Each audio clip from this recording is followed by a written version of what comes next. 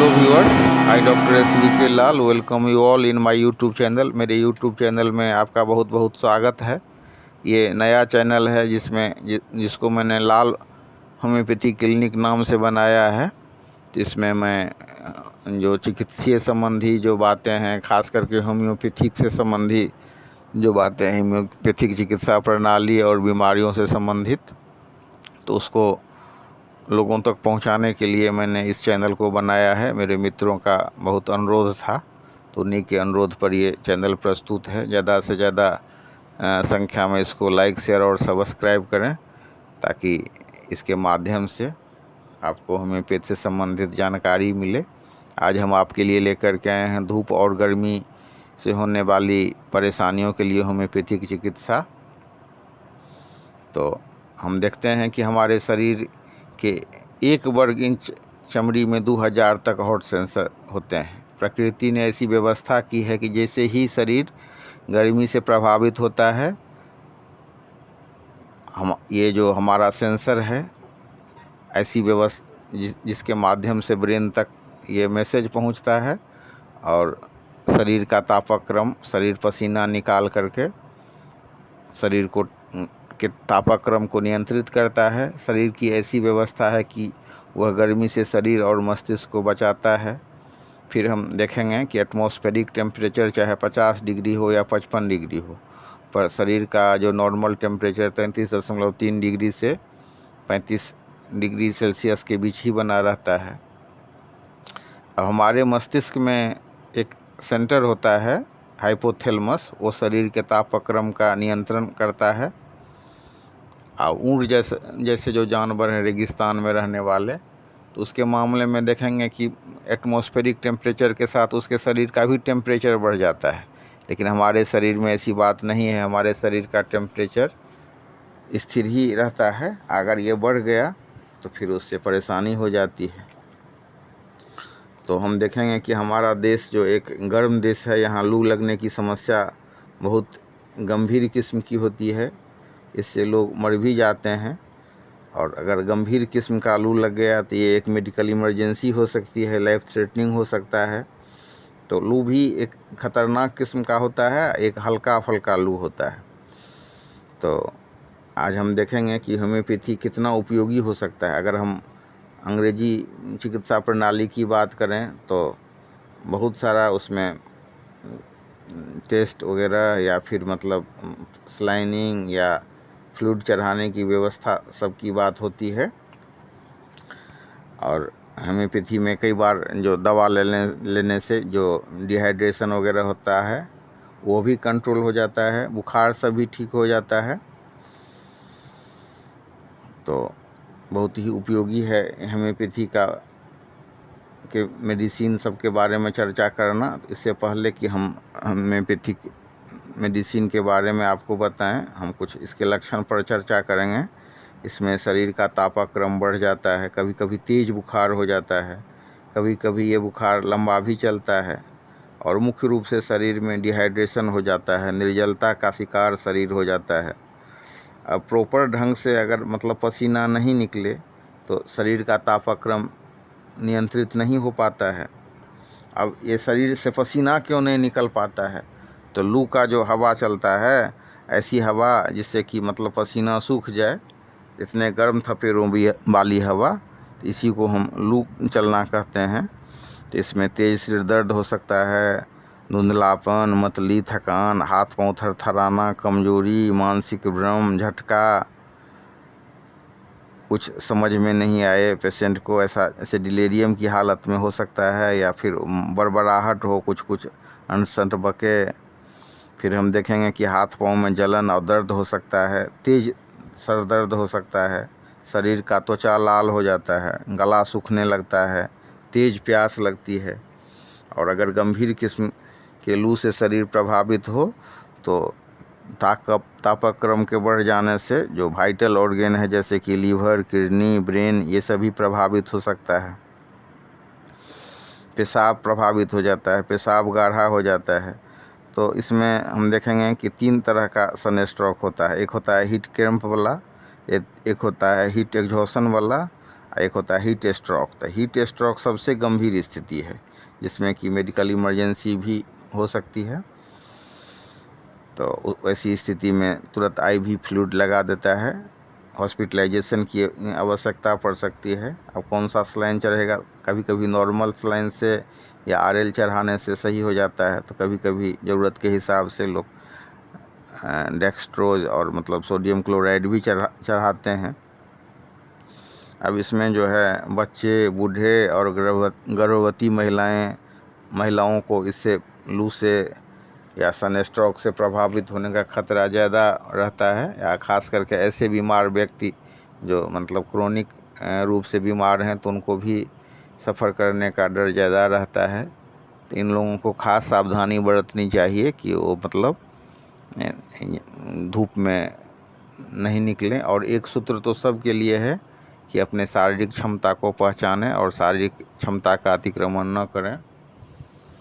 तो इसमें मुख्य रूप से जो इलाज केंद्रित होता है या प्रिवेंशन की भी बात करें तो पानी ज़्यादा मात्रा में लेना चाहिए, पानी लेकर के ही निकलना चाहिए। सिर को तौलिया से ढकना, हल्के रंग के वस्त्र पहनना, उजले रंग के परिधान धारण करना, फिर टोपी या छाता सबका प्रयोग।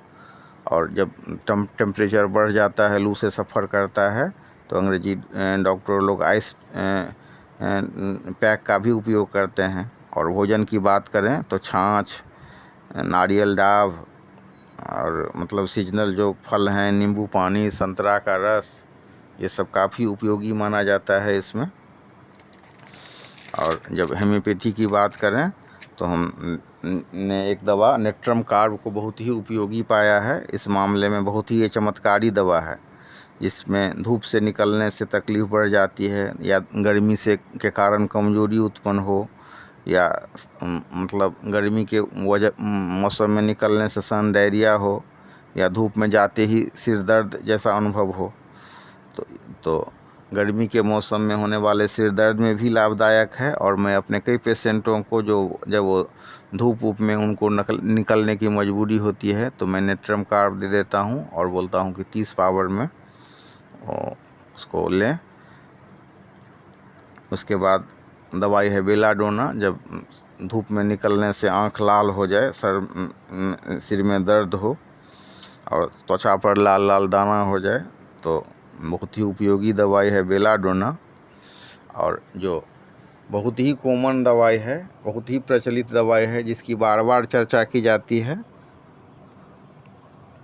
तो वो दवा है ग्लोनाइन, जो मतलब गर्मी के लिए या मतलब लू के प्रिवेंटिव दवा के लिए भी, या लू के चलते जो सिर दर्द होता है या धूप निकलने पर सिर दर्द में वृद्धि होती है, या चेहरे पर बहुत पसीना आता है, तो धूप में जो निकलने वाली जो मतलब धूप के वजह से जो होने वाली बीमारियां हैं और सूरज की किरणों से जिनको बहुत परेशानी होती है, तो उसमें हम ये दवाई दे सकते हैं। पर इस दवा के साथ एक विलक्षण बात है कि बेलाडोना का पेशेंट जो है सर को ढक करके रखना चाहेगा, लेकिन ग्लोनाइन का पेशेंट जो है टोपी या गमछा इस सब को लपेट के रखने में उसको अच्छा नहीं लगता है।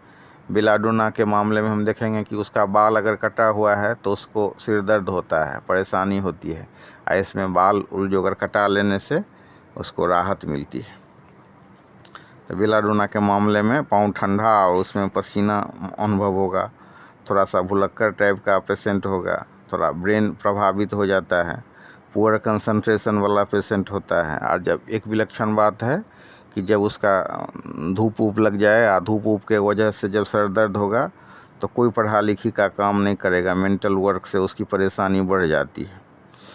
और या ऐसा पेशेंट जो मतलब क्रोनिक रूप से हेडेक का पेशेंट रहा हो, तो जब ये धूप में जाएगा तो उसके हेडेक में वृद्धि हो जाती है, उसका सर दर्द एकदम बढ़ जाएगा। और ठंडा और छाँव सबसे काफ़ी आराम मिलता है ग्लोनाइन के मामले में।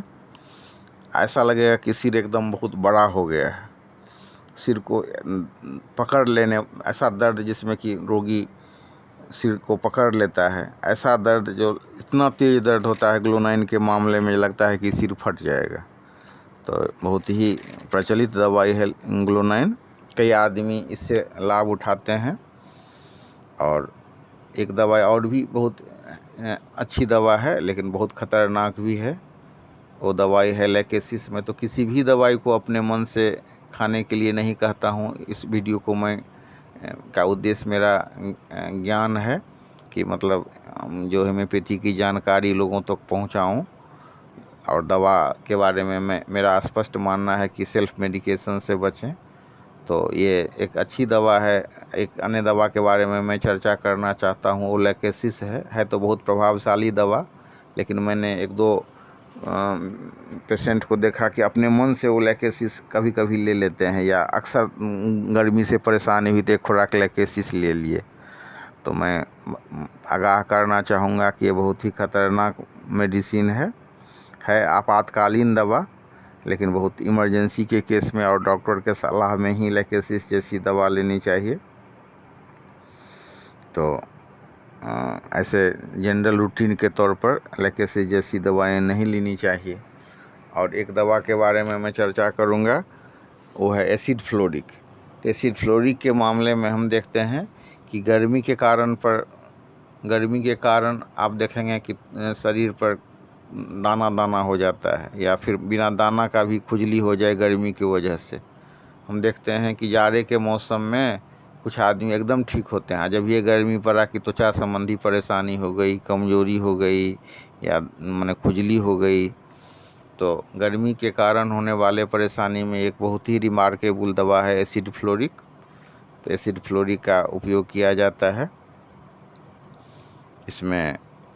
तो जो होम्योपैथी के माध्यम से बहुत सरलता से हम कुछ दवाई का प्रयोग कर सकते हैं। सर्वाधिक प्रचलित दवाओं में ग्लोनाइन है, जिसका सिर पर प्रभाव होता है।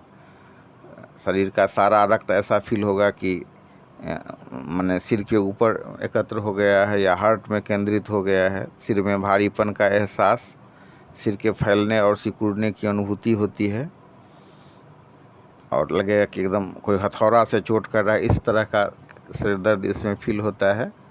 तो डॉक्टर के सलाह से इसको ले सकते हैं। और रिकमेंड करें तो घर में भी आप मेडिकल बॉक्स में इस दवा को रख सकते हैं, जो धूप से बचाने वाली दवा है। तो इन दवाओं के बारे में मैंने जानकारी दी। तो वीडियो को पूरा देखने के लिए बहुत बहुत धन्यवाद। आप इन दवाओं के बारे में जान सकते हैं, समझ सकते हैं, और ज़रूरत पड़ने पर अपने जो फिजिशियन हैं उनके सलाह से आप इसका सेवन भी कर सकते हैं। तो इसमें मैंने चर्चा किया कि कैसे मतलब हम इससे बचाव कर सकते हैं, और कैसे जो डाब का पानी है, नींबू पानी, संतरा का रस, ये सब भी फ़ायदेमंद हो सकता है, या सीजनल तरबूजा का फल भी सेवन अच्छा फल देता है।